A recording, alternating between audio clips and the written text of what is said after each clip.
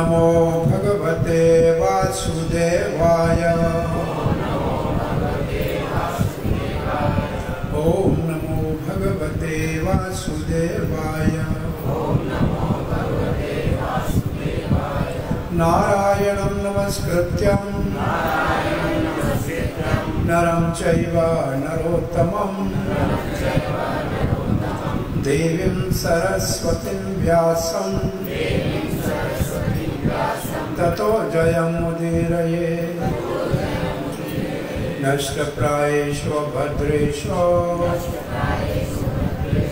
नित्यं भागवत सेवया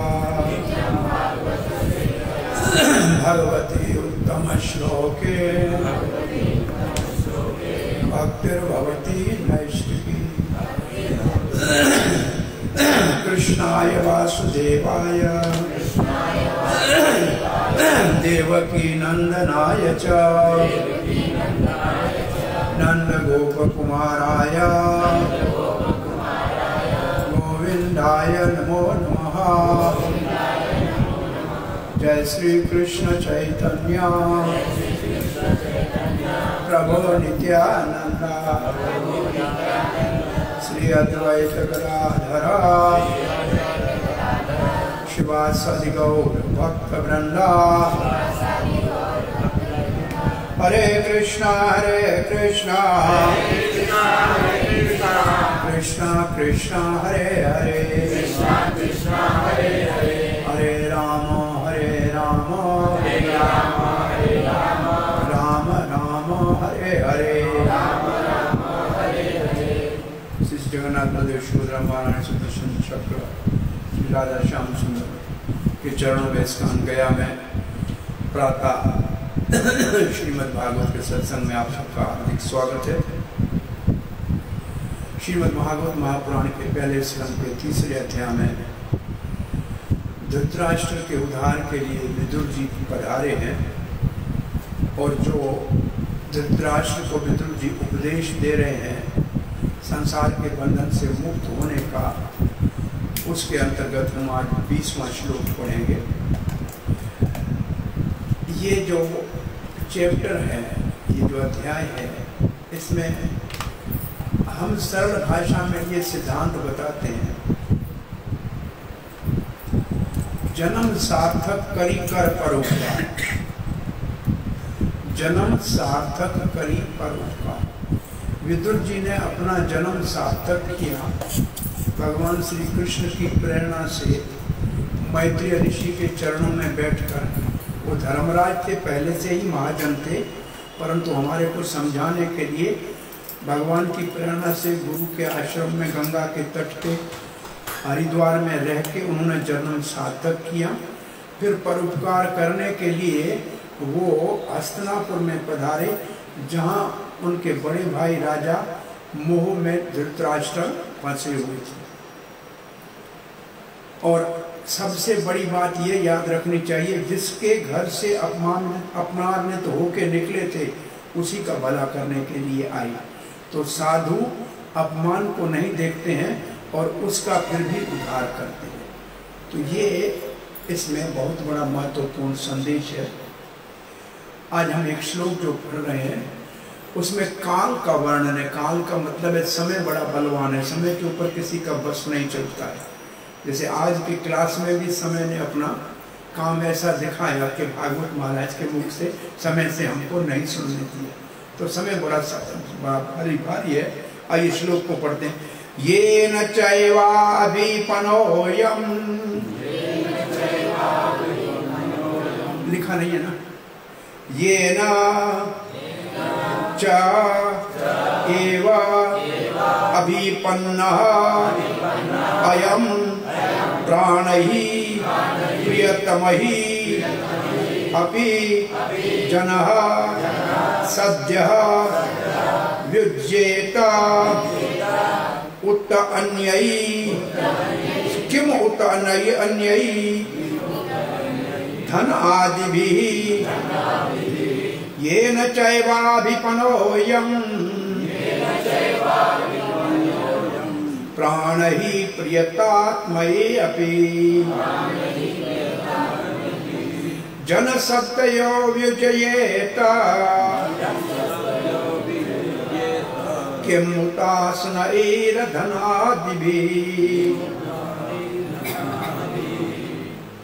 येन चैवाभिप्नोऽयम् प्राणैः प्रियतात्मै अपि जन सद्यो व्युजेत किम उतानैर्धनाद्भिः।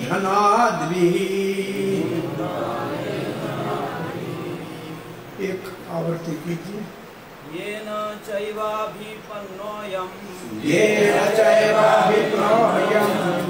प्राणैः प्रियतमैरपि जनः सद्यो वियुज्येत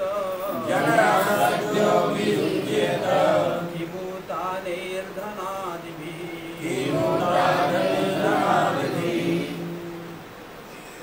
इससे पहले श्लोक में 19वें श्लोक में शब्द आया स एष भगवान काल। वो भगवान काल, काल भगवान का रूप है। सर्वेशाम न समागतः, वो सबके ऊपर एक दिन आने वाला है। तो वो जो शब्द है उसको लेके लिखा है या ये न का मतलब है उस काल का प्रभाव कैसा है।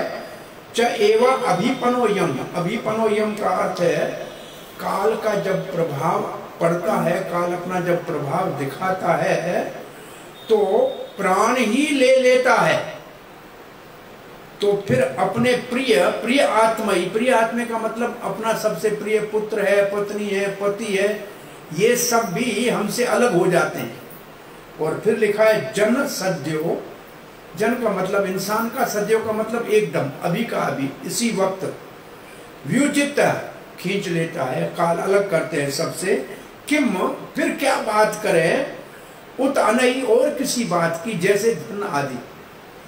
भाई धन आदि से अलग करे ये तो छोटी बात है, अपने सगे संबंधियों से भी काल अलग कर देता है। काल इतना बलवान है। तो श्री प्रभुपाद जी का अनुवाद इस श्लोक के ऊपर ऐसे लिखा है। आइए इसका रस आस्वादन कीजिए। श्री प्रभुपाद लिखते हैं जो भी सर्वोपरि काल, सर्वोपरि काल का मतलब जिसके ऊपर किसी का बस नहीं चलता, काल के ऊपर किसी का बस नहीं चलता।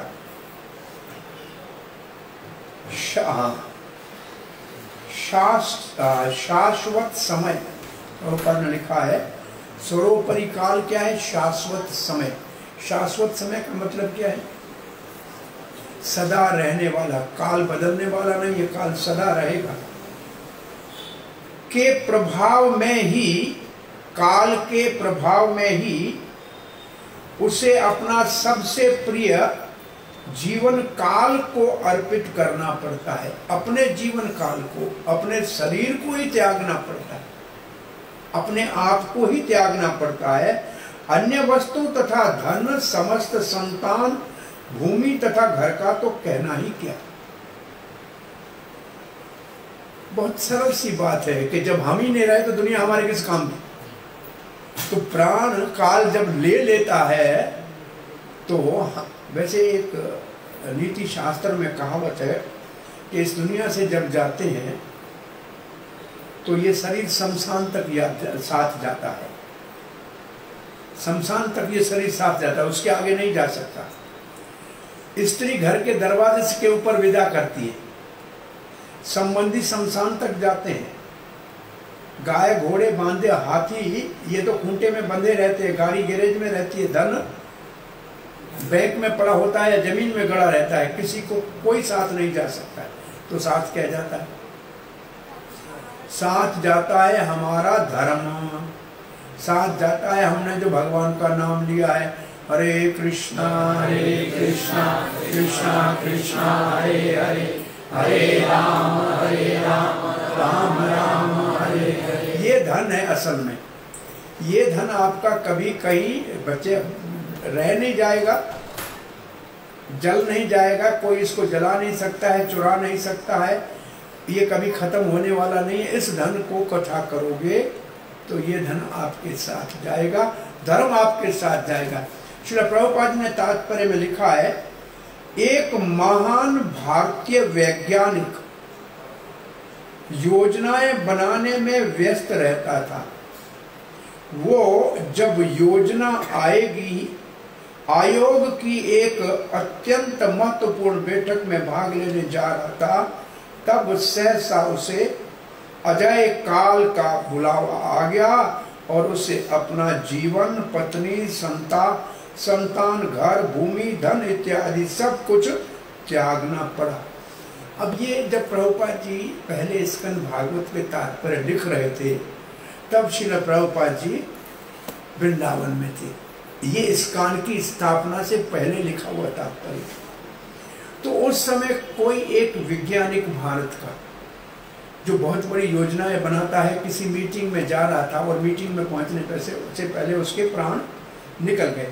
अब ये उस समय का व्यक्ति, ये बात है, समझ लीजिए 64 की होगी बात, 64 की। अब उस वक्त आप देखिएगा कि कौन सा ऐसा योजना बनाने वाला वैज्ञानिक भारत का है जो अचानक मीटिंग में जाने से पहले प्राण निकाल गए।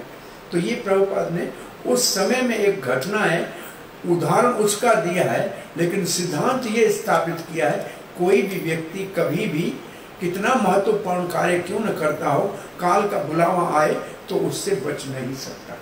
तो प्रभुपाद ने उस समय के किसी एक व्यक्ति का, जो नाम मुझे याद नहीं है, किसी को कभी ऐसे आपने ये श्लोक पढ़ा हो और ऐसा नाम याद आया हो कि कौन ऐसा वैज्ञानिक उस समय था? नहीं तो प्रभुपाद जी अमेरिका चले गए। उसके बाद जिसको चिट्ठी लिखी थी, जो प्रधानमंत्री थे हमारे देश के, लाल बहादुर शास्त्री, वो ताशकंद में मीटिंग में गए थे लेकिन वापस नहीं लौटे। तो आप बताइए कि राज छोड़ना पड़ा, राज, कोष, मान, सम्मान, पद, ये सभी तो बीच में रह गया कि नहीं रह गया? तो ये काल का बुलावा आता है तो फिर कोई चीज साथ नहीं। अब जब प्राण ही नहीं रहते और क्या रहेगा? अब प्रभुपाद जी आगे लिख रहे हैं, भारत में राजनीतिक उथल पुथल तथा पाकिस्तान एवं हिंदुस्तान में इसके विभाजन के समय अनेक धनी तथा प्रभावशाली भारतीयों को काल के वश में आकर अपना जीवन, संपत्ति तथा सम्मान सब कुछ समर्पित कर देना पड़ा। अब श्री प्रभुपाद जी को याद आ रही है अपने जीवन में 47 की घटना।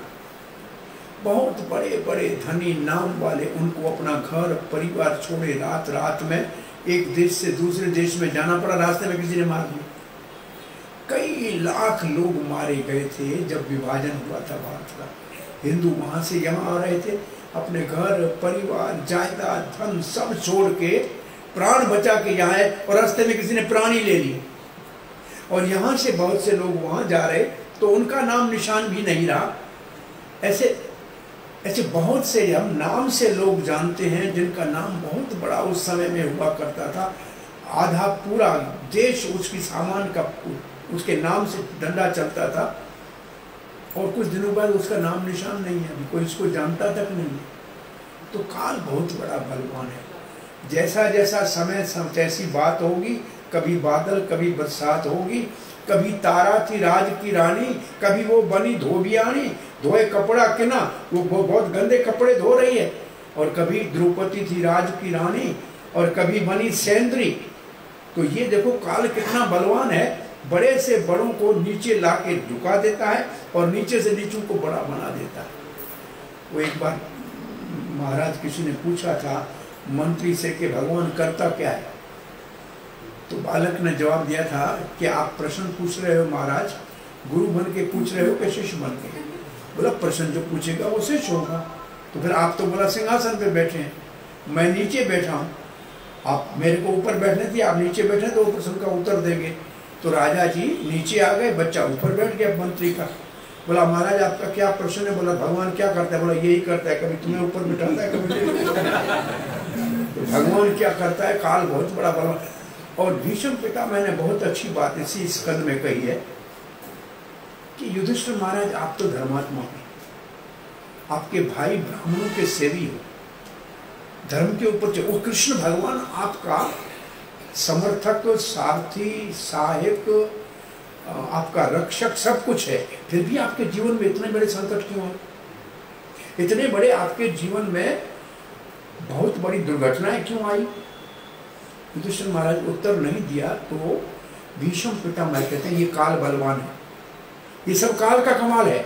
और फिर भीष्म पितामह ने उंगली ऐसे करके चरणों के पास खड़े हुए कृष्ण की ओर इशारा करके कहा वो काल इसके बस में है, ये जैसे काल को चलाता है वैसे चलता है।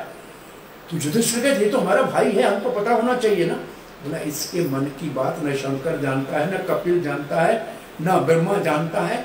तो कुछ महाजनों का नाम लिया कि इसके मन में क्या है कोई नहीं जान सकता। लेकिन ब्रज की ग्वाल बाल कहते कृष्ण तेरे मन की हम जानते हैं, हाँ तेरे मन की हम जानते हैं। तो ये बहुत बड़ी आश्चर्य की बात है कि भगवान काल भगवान के इशारे से चलता है। तो भगवान के इशारे से काल चलता है, इसलिए काल को नमस्कार है।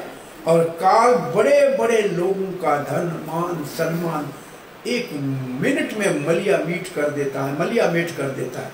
तो काल के बाद प्रभुपाद जी आगे लिखते हैं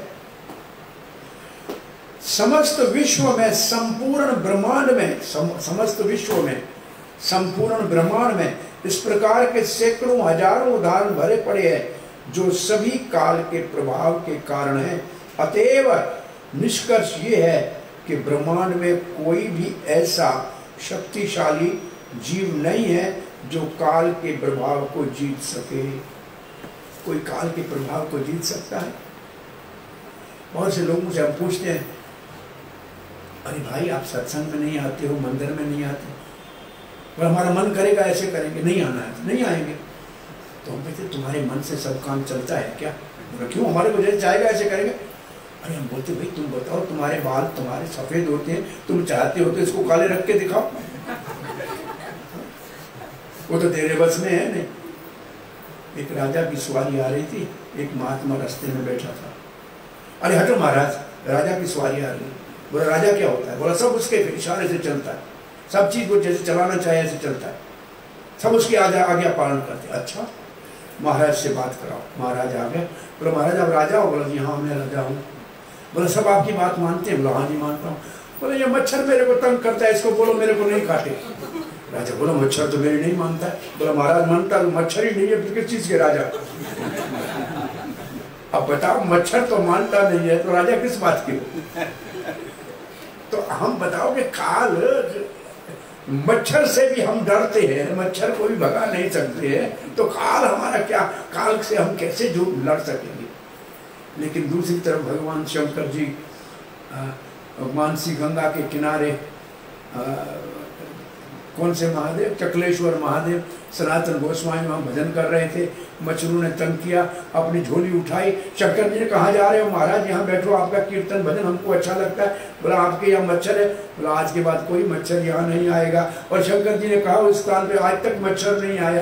तो राजा मच्छर को नहीं भगा सकते, लेकिन भगवान के महान वैष्णव मच्छर को भी आदेश देते हैं तो मच्छर चला जाता है। हमारे ध्रुव महाराज ऐसे भागवत भक्त है कि भगवान का नाम लेते हुए बद्रिक आश्रम में काल के सर के ऊपर पांव रख के और भव्य कुंड के विमान में चढ़े। तो काल के ऊपर विजय प्राप्त की परीक्षित महाराज ने। काल के रूप में वो साक्षात कलयुग आया और उसको परास्त किया।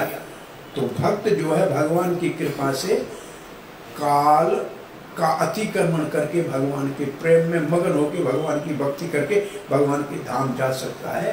परंतु कोई भी व्यक्ति काल के प्रभाव से अपने आप को बचा नहीं सकता। तो काल का एक अर्थ मौत अगर लिया जाए, मृत्यु लिया जाए, तो मरना तो साधु संत महात्माओं को भी पड़ता है, भगवान के भक्तों को भी पड़ता है। तो प्रभुपाद जी उदाहरण कौन सा देते थे? बिल्ली अपने बच्चे को जब मुंह में ले जाती है तो बच्चे को कोई डर नहीं लगता है, वो समझता है कि झूले में झूल रहा हूं। ऐसे भक्त जब भगवान के ओर से काल के जरिए जाते हैं तो जैसे भगवान उनको अपने साथ ले जा रहा है। और वही बिल्ली जब चूहे के मुंह में लेती है तो चूहे का प्राण निकल जाता है। तो सामान्य लोगों के लिए काल प्राण घातक है और भक्तों के लिए काल भगवान से मिलाने का साधन है। तो यहाँ प्रभुपाद जी के अंतिम तात्पर्य का भाव पढ़ते हैं। अनेक कवि, हाँ, जो काल के प्रभाव से, अनेक कवियों ने काल के प्रभाव के विषय में विलाप करते हुए कविताएं लिखी हैं। काल के प्रभाव से ही ब्रह्मांडों में अनेक विनाश की घटनाएं होती रहती हैं और कोई भी उन्हें किसी साधन से रोक नहीं सकता।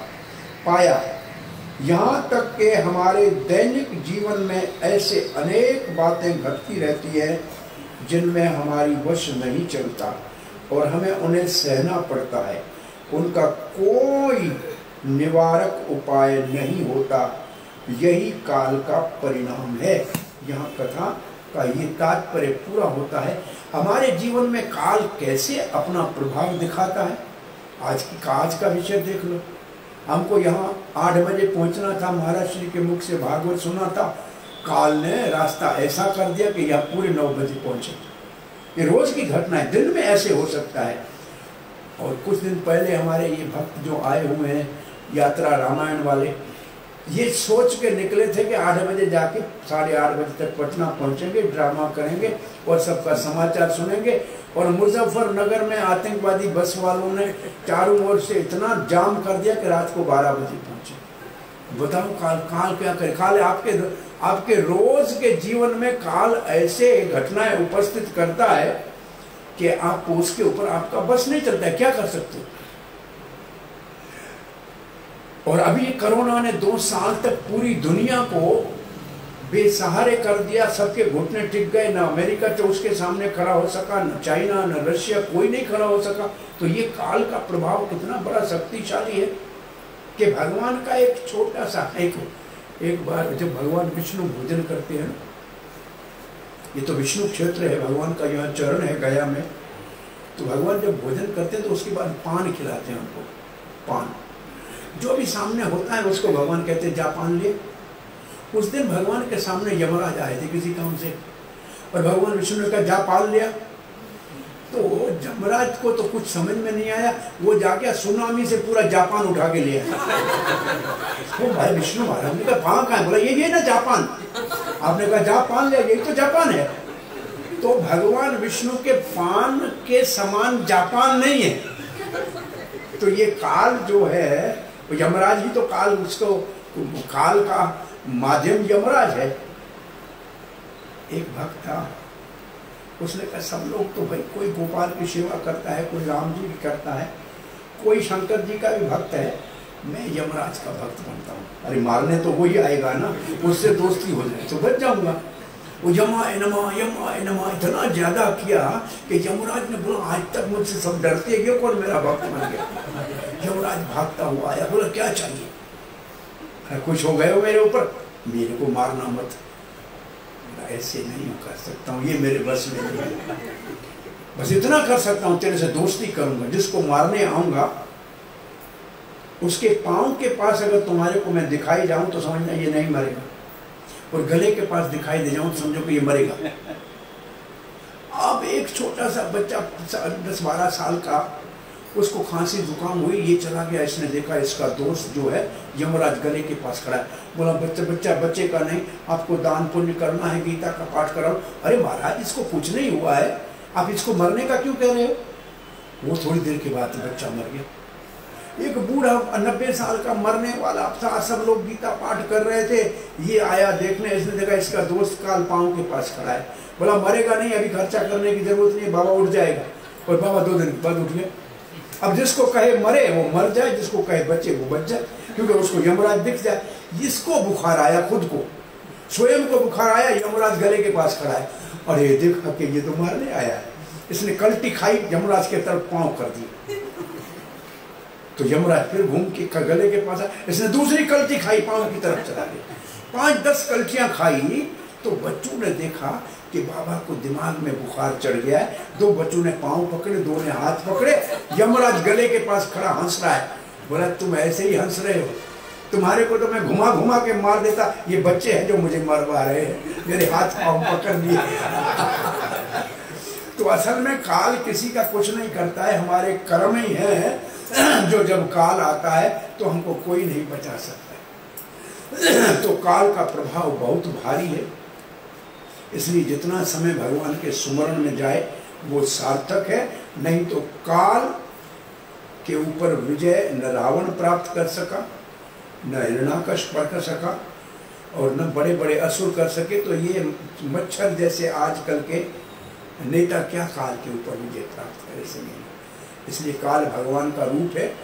और भगवद गीता में तो 11वें अध्याय में भगवान श्री कृष्ण से अर्जुन पूछता है कि आपका ये विराट रूप है क्या, और इसमें ये काल रूप क्यों दिखा रहे हैं, सब मर रहे हैं मच्छर की तरह, ये सब आपके मुंह में जा रहे हैं पतंग की तरह, पतंग जैसे जा रहे हैं ऐसे।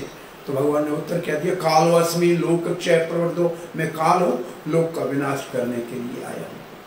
तो भगवान काल है, और ये भगवान काल से सृष्टि करते हैं और काल से ही सबका संहार करते हैं, और काल के भीतर ही संसार का चलाना करते हैं। भूत भविष्य वर्तमान ये सब काल की बातें हैं, और भगवान उससे परे है। और जो भगवान के भक्त है वो देश काल और परिस्थिति से ऊपर उठ जाते हैं, क्योंकि भौतिक प्रकृति से परे होता है भगवान, भक्त और भक्ति, ये त्रिगुण अतीत है।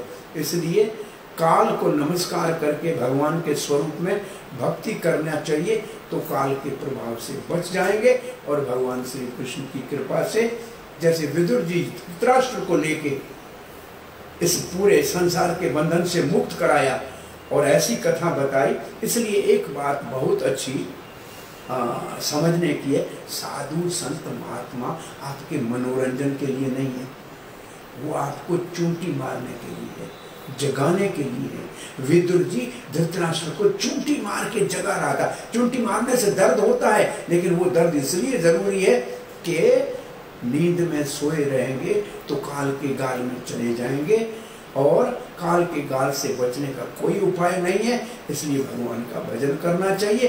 तो साधु मनोरंजन के लिए नहीं, साधु हमको जगत में जगाने के लिए आते हैं, और वो बहुत बड़ा कष्ट उठाते हैं हमको जगाने के लिए। और अगर कोई साधु महात्मा किसी कारण से आपके ऊपर नाराज हो जाए और आपको डांटे, तो आप समझना बहुत बड़ा दया कर रहा है, बड़ी कृपा कर रहा है, क्योंकि अपना मानता है तब डांटता है ना। कितने बच्चे बाजार के अंदर सिगरेट पी रहे हैं, कोई नहीं पूछता है। अपना बच्चा पीता है तो पिताजी थप्पड़ मारता है, अपना है इसलिए ना। तो अपनों को, अभी धृतराष्ट्र कौन था, भाई था, विदुर का भाई है धृतराष्ट्र, तो अपने भाई को इतने कठोर वचन यहां तक बता दिया, अरे भीम के टुकड़ों के ऊपर पल रहे हो, जिसने तुम्हारे 100 पुत्रों का वध किया। फिर भी कहने लगा धृतराष्ट्र, अरे पहले दुर्योधन तो मेरी कुछ नहीं सुनता था, मैं उसके मोह में था, अब तो महाराज युधिष्ठिर मेरी आज्ञा के बगैर कुछ नहीं करते। बोला पहले दुर्योधन के मोह में थे, और अब सुख के युधिष्ठिर में मोह में पड़ रहे हो। जंजीर चाहे सोने की हो या लोहे की हो, बंधन तो बंधन ही है। महाराज अब यहाँ से चलना पड़ेगा। और धृतराष्ट्र को कहा कि चलो मेरे साथ। एक कथा बताई जो इस भागवत में नहीं है, लेकिन सामान्य व्यक्ति को समझाने के लिए है। तो टॉपिक को बदलते हुए धृतराष्ट्र महाराज ने कहा, अरे भैया विदुर कहाँ गए थे, बताओ तो सही। विदुर जी ने कहा, ये तीर्थ किया, मैंने एक आश्चर्य देखा। बोला कौन सा आश्चर्य देखा? बोला एक जगह मैंने एक आदमी को देखा, भाग रहा था, उसके पीछे 5 हिंसक पशु, जो खूंखार पशु होते हैं, वो उसके पीछे जा रहे थे। वो भागता हुआ आगे गया तो एक डायन ने उसको पकड़ना चाहा, वो डायन से बचते हुए भागता हुआ एक पेड़ के ऊपर चढ़ गया, और पेड़ के ऊपर चढ़ गया, एक डाली के ऊपर बैठ गया। अरे क्या हुआ? उसके बाद धृतराष्ट्र कहता है, बोला उसके देखा कि उस पेड़ के नीचे बड़ा कुआं है, और अंधेरे कुएं में एक बहुत बड़ा अजगर मुंह खोल के सांप बैठा हुआ है। बोला फिर क्या हुआ? बोला फिर उसने देखा कि जिस डाली के ऊपर बैठा है, उस डाली को काले चूहे काटते हैं और कुछ सफेद चूहे काट रहे हैं। अरे तो फिर तो डरता नहीं है, नीचे कूदेगा तो 5 हिंसक पशु उसको दबो देंगे, और नीचे जो खड़ी है डायन वो खा जाएगी। और ये डाली पे बैठेगा तो ये चूहे काट देंगे, डाली को कुएं में गिरेगा और अजगर के मुंह में चला जाएगा। अब कहते हैं अरे महाराज आगे तो सुनो, ऊपर वाली डाली में पेड़ में एक छत्ता था मधु का, उस छत्ते से मधु गिर रही थी और ये मधु को चाट रहा था। बोले ऐसा कौन मूर्ख था, चारों ओर मृत्यु है और फिर मधु को चाट रहा था। विदुर ने कहा महाराज वो आप है, वो आप है महाराज। बोले क्यों, क्या? बोला संसार में जीव जब आता है तो उसके पीछे काम, क्रोध, लोभ, मोह, मद, मत्सर, ये 6 पशु आपके पीछे आपको पशु बना देते हैं और इनसे पीछे पड़े होते हैं। तब बुढ़ापे रूपी डायन आपको पकड़ के दबोचना चाहती है और आप पेड़ के ऊपर चढ़ के बैठे, नीचे मृत्यु कुएं में काल के रूप में बैठा है और दिन रात रूपी चूहा सफेद और काला हमारी उम्र को काट रहे हैं और फिर भी देख रहे हैं कि मरने वाले हैं, फिर भी हम दुनिया के अंदर इंद्रिय भोग में लगे रहेंगे तो फिर हमारा हाल क्या होगा? क्या विचार है? उसको पीनी चाहिए थी का मधु? उसको क्या करना चाहिए था? हरे कृष्णा कृष्णा कृष्णा हरे हरे, हरे राम राम राम हरे। उसको ये करना चाहिए था, लेकिन वो मधु पी रहा था। इसलिए चैतन्य महाप्रभु कहते हैं अमृत छाड़ी विष मांगे ए बड़ो मूर्ख। दुनिया वाले मंदिर में भी जाते हैं, भगवान उनको नाम अमृत देना चाहता है, चरना अमृत देना चाहता है, लेकिन वो विष मांगते हैं। विष का मतलब विषयों का भोग मानते हैं। कहते हैं धन दे दो भगवान। अरे भगवान के मंदिर में जाओ, लक्ष्मी, आप यहाँ विष्णु जी के चरण है ना, और यहाँ जाके कोई कहे महाराज भगवान हमारे ऊपर कृपा करो, हमारे को धन दौलत दे दो, भगवान ऐसे देखता है पहले क्या मांग रहा है, क्या चाहिए? महाराज भगवान धन दे दो। नहीं महाराज ऐसे क्यों? धन क्या, लक्ष्मी मेरी पत्नी है, तेरे को दे दूंगा क्या? तू क्या मांगने आया यार? मारो इसको डंडा, जय विजय पकड़ो इसको। ये कोई मांगने की चीज है मंदिर में? ये मंदिर में क्या भगवान हम आपकी सेवा करने के लिए आए कि मंदिर के भगवान से लेने के लिए जाते हैं क्या? और लेते भी लड़की भी लेने। एक साधु था जो आए, महाराज दया दे दो, महाराज दया दे दो। महाराज डंडा लेके उसके पीछे भागता था। बोला पागल है क्या माया? बोला नहीं, महाराज की पत्नी का नाम दया है, जो आए के दया दे दो, दया दे दो। दया कैसे देगी? हाँ, तो भगवान के पास मांगने जाए तो भी बुद्धि से भगवान को मांगना चाहिए। भगवान से क्या, जो भगवान को मांगता है वो काल के ऊपर विजय प्राप्त करता है। अर्जुन ने भगवान को मांग लिया तो महाभारत के अंतर्गत कुरुक्षेत्र के काल के ऊपर विजय प्राप्त कर अर्जुन विजयी हो गया और भगवान का नित्य पार्षद बन गया। तो काल तो शरीर को आता है, आत्मा के ऊपर काल का प्रभाव नहीं पड़ता है। इसलिए शरीर के स्तर से ऊपर आने के लिए भजहु रे मन श्री नंदन अभय चरणारविंद, दुर्लभ मानव जन्म सत्संग तरो भव सिंधुरे। और कोई रास्ता नहीं है। ये कवि, कौन से कवि ने ये भजन गाया है? गोविंद दास अभिलाष रे। गोविंद दास ने इस भजन में भविष्यवाणी की है। क्या भविष्यवाणी की है? कि नंद नंदन कृष्ण का भजन करो। बोला कैसे करें? बोला जैसे अभय चरणारविंद ने सिखाया है। जो अभय चरणारविंद बहुत बड़ी भविष्यवाणी है। बहुत से कृष्ण के मंदिर है, बहुत से कृष्ण के भक्त है, लेकिन चैतन्य महाप्रभु की परंपरा के गत अति उदार राधा कृष्ण के प्रेम भक्ति में इस महामंत्र को देने वाले इस्कान के अंतर्गत हमको श्रील प्रभुपाद ने, अभय चरणारविंद भक्ति उदान स्वामी ने जो रास्ता बताया है, ये रास्ता हमारे को निश्चित रूप से चैतन्य महाप्रभु की कृपा से कृष्ण प्रेम मिलेगा। परंतु उसके लिए नित्यानंद की कृपा के प्राप्त करने के लिए हमें जगाई माधाई जैसे मूर्खों को प्रचार करने के लिए प्रयास करना पड़ेगा। आप प्रचार करेंगे तो भगवान की कृपा मिलेगी। और अजामिल को जमदूत काल का फांस लेकर आए थे अजामिल को तो काल का फांस गले में डाल ही दिया था ना। तो उस वक्त उसने नारायण का नाम निकाला तो विष्णु दूत आ गए और उसको काल से बचा लिया।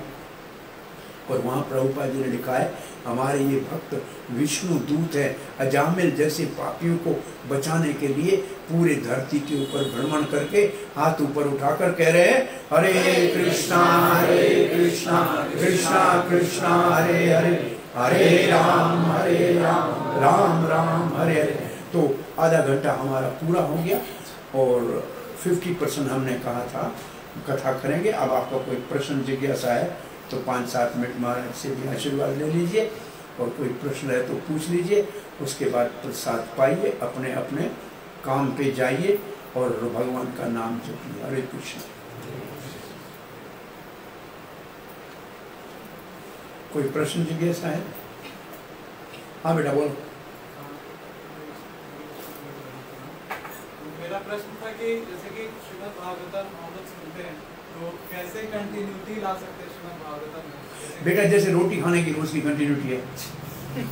खाते हो कि नहीं खाते हो रोज? कभी भूला है? नहीं भूला है ना। बहुत आसान है। जैसे रोटी कभी नहीं भूलते ऐसे भागवत पढ़ना कभी नहीं भूलो। अपने जीवन का वो शरीर का भोजन है, ये आत्मा का भोजन है। अगर तुम अपने आप को आत्मा मानते हो तो इसको पढ़ लिया करो, सुन लिया करो। और अगर शरीर मानते हो तो सिर्फ भोजन खा के और भूत मन की भागते रहो। आपकी जो इच्छा है वो करो। बहुत सरल है सर। एक ने कहा कि अब 16 ही माला क्यों सकते? अरे मैंने बोला तू 4 ही रोटी क्यों खाता है? बोला इससे मेरा पेट भर जाता है। 16 से हमारा पेट भर जाता है, तुम्हें क्या तकलीफ? भाई तू 2 क्यों नहीं खाता है? 1 क्यों नहीं खाता है?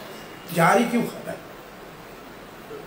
बहुत सरल है रोटी खाना रोज। प्रभुपाद ने किसी से पूछा कि प्रभुपाद जी कभी जप नहीं हो, कीर्तन नहीं बोले, जिस दिन सोना छोड़ दो, खाना छोड़ दो, उसने जप और कीर्तन और भगवान की कथा सुनना छोड़ देना। न खाना छोड़ सकते हैं न सोना छोड़ सकते हैं, तो भगवान को क्यों छोड़ा? मूर्ख, तुमने सब कुछ छोड़ दिया, भगवान के भजन को क्यों छोड़ दिया? क्या कौन सा भजन है? बहुत सुंदर भजन है।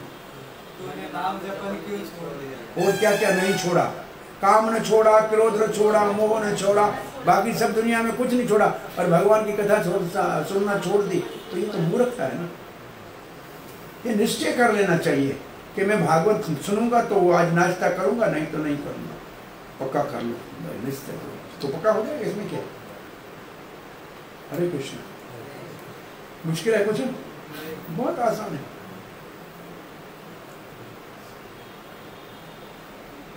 आत्म संतुष्टि से कैसे ऊपर उठे? जैसे कई बार हम नाम का महत्व वगैरह इतना सुनते हैं कि तो नाम तो उल्टा जप के भी जो है वो वाल्मीकि की तरह है, तो हम तो इतना जप रहे हैं, तो इसमें हम जो मतलब आत्मसंतुष्टि हो जाता है कि हाँ जो कर रहे हैं वही है, मतलब ध्यान पूर्वक जप नहीं कर पा रहे हैं या ध्यान पूर्वक भक्ति नहीं कर पा रहे हैं, तो इसे कैसे ऊपर उठे? महर्षि जब है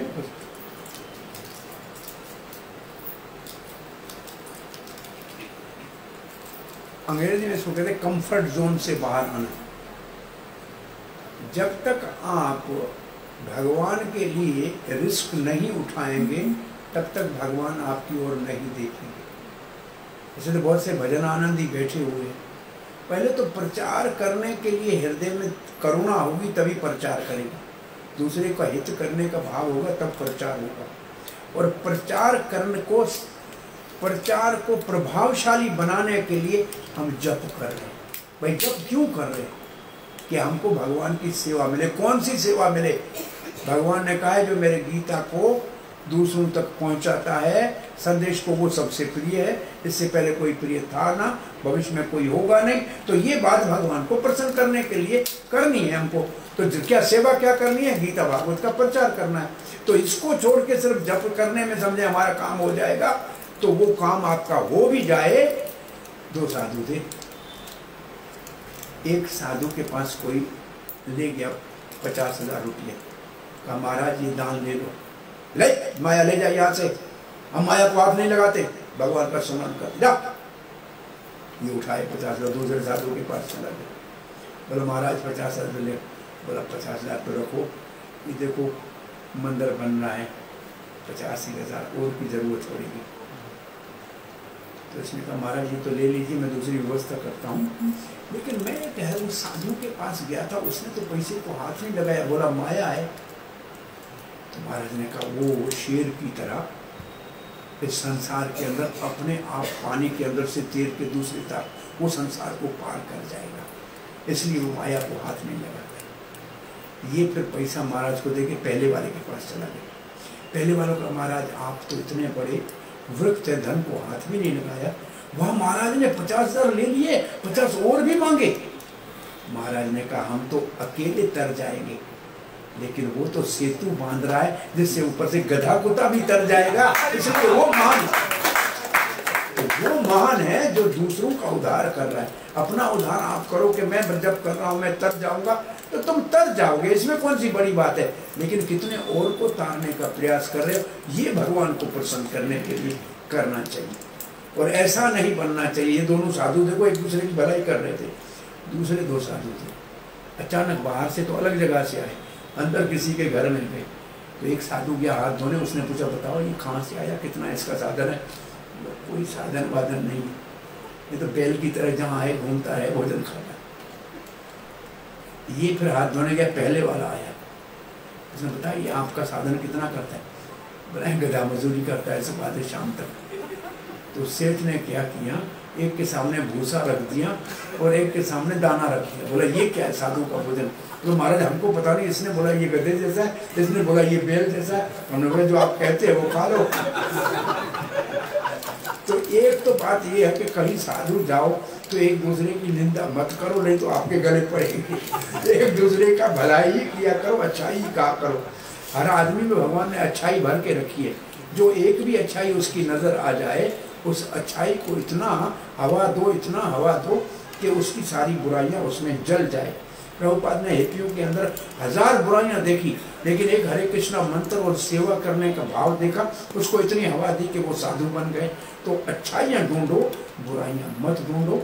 और गुरु का उद्धार करने के लिए प्रचार करोगे तो आप कभी भी संतुष्ट नहीं होगे। प्रचार में संतुष्टि नहीं होती, और करना चाहिए, और करना चाहिए, और करना चाहिए। इसलिए आत्म संतुष्टि में तो आत्मा सुप्रसिद्धति वो जरूरी है, परंतु प्रचार उससे भी जरूरी। तो प्रचार में कभी संतुष्ट नहीं होना चाहिए, अधिक से अधिक प्रचार करना चाहिए। अब इतना रह गया, अभी और कितना बढ़ाना है, और कितना बढ़ाना है। योजना भगवान की सेवा के लिए बना के भगवान को रोज सुना देनी चाहिए, और फिर आगे भगवान से आशीर्वाद मांग के प्रचार करना चाहिए। ऐसा इतना ही हो गया, इससे काम चलेगा, ऐसा कभी नहीं करना चाहिए। ऐसे अगर 70 साल की उम्र में प्रभुपाद जी वृंदावन में बैठते कि अब मैं भजन कर रहा हूँ तो इस्कान बनता क्या, तो हम सब लोगों को ये सौभाग्य मिलता क्या। तो उससे प्रेरणा लेनी चाहिए कि हमारा उत्साह हमेशा ऐसा ही बना रहना चाहिए। हरे कृष्ण। जैसे अगर कोई जीव, एक जीव दूसरे जीव को मारने जा रहा है तो ऐसे में हमें हाँ जी, एक जीव दूसरे जीव को मारने जा रहा है। जैसे कभी कभी हम देखते हैं कि शिकारी किसी कीट पतंग को खाने जा रही है, तो हमें उस जीव को बचाना चाहिए। नहीं, उसका भोजन है, वो उसका भोजन है। भगवान ने उसका एक वो भोजन बनाया है, उससे हमारा काम नहीं है वो कौन किसको मारा। चूहे को अगर सांप खा रहा है तो हमारे को उसके बचाने का काम करने की जरूरत नहीं है। हाँ, कोई दुष्ट गाय को मार रहा है तो परीक्षित की तरह उसको बचाना चाहिए, तो गाय को मारना किसी को अधिकार नहीं। अब छुपकली जीव को खाएगी, आप उसको बचा लोगे तो फिर रंती देव की तरह अपना मांस देना पड़ेगा उसको। अगर आप बचाना चाहते हो कबूतर को बाज से, तो फिर कबूतर को तो बचा लो, लेकिन अपने जैसा शरीर से उतना मांस तो दे दो। वो क्या खाएगा बेचारे पास, वो तो हलवा नहीं खाएगा ना। इसलिए पशु को खाए, ये उसका स्वभाव है, इस दुनिया का नियम है। इसलिए उसमें हमारे को हस्तक्षेप करने की जरूरत नहीं। हमारे सिर्फ गौ को और ब्राह्मण की रक्षा के लिए सेवा करनी चाहिए, उसमें पीछे नहीं हटना चाहिए। किसी लड़की का अपमान हो रहा है तो वहाँ वीरता के साथ उसकी रक्षा करनी चाहिए। और गाय का अपमान हो रहा है, भक्त का अपमान हो रहा है तो नहीं सहना चाहिए। अभी चूंटी को कोई मार रहा है तो हमारे को चुपकली खा रही है तो उसके लिए ज़्यादा टाइम वेस्ट नहीं करना चाहिए। हमारा काम नहीं है, कुदरत का नियम है, तो चलेगा। हाँ जी। तो ये मेरा क्वेश्चन है कि आप बोल रहे हो प्रचार करने के लिए, जैसे अभी अनर्थ निवृत्ति भी अपना मत करो, मेरा नहीं हुआ है, और प्रचार हम करते हैं तो हमारा चेतना का ट्रांसफर होता है। तो प्रचार देखिए, प्रभुपाद ने प्रचार 2 महीने मंदिर में रहे, उनको बोला जाके प्रचार करो, जितना आपको आता है उतना ही बताओ। लेकिन आप अनर्थ निवृत्ति के बाद प्रचार करेंगे, वो ऐसा इसका इंतजार करेंगे तो प्रचार कभी नहीं हो पाएगा। आपको प्रचार करने जितना आता है, और कुछ नहीं, हरे कृष्णा मंत्र सबको बोलो, हरे कृष्णा जब इतना ही बोलो, ये सबसे बड़ा प्रचार। प्रचार के लिए इंतजार नहीं करना पड़ेगा, प्रचार से ही हमारा हृदय पवित्र होगा। प्रचार जब करोगे ना तो आपको उदाहरण बनना पड़ेगा, फिर आपकी अनर्थ जल्दी निवृत्ति होगी। क्योंकि लोगों के सामने आप उनको कहो कि आप चाय मत पियो, और आप चाय पियोगे तो आप प्रचार नहीं कर पाओगे ना। तो आपको जल्दी सुधरने के लिए, अनर्थ निवृत्ति के लिए प्रचार आपका सहारा। इसलिए प्रचार जितना आता है उतना ही करो। कोई जरूरी नहीं है पंडित बन के कम ही प्रचार होता है, कम आता है तब अच्छा प्रचार होता है। नए भक्त बहुत प्रचार करते हैं, और जब बड़े बड़े ज़्यादा अच्छे समझ जाते हैं फिर प्रचार बहुत कम करते हैं। इसलिए जितना जल्दी हो सके उतना प्रचार करो, देर मत करो। ग्रंथराज श्रीमद् भागवतम की, श्री प्रभुपाद की विदाई, गौर प्रेमानंदे।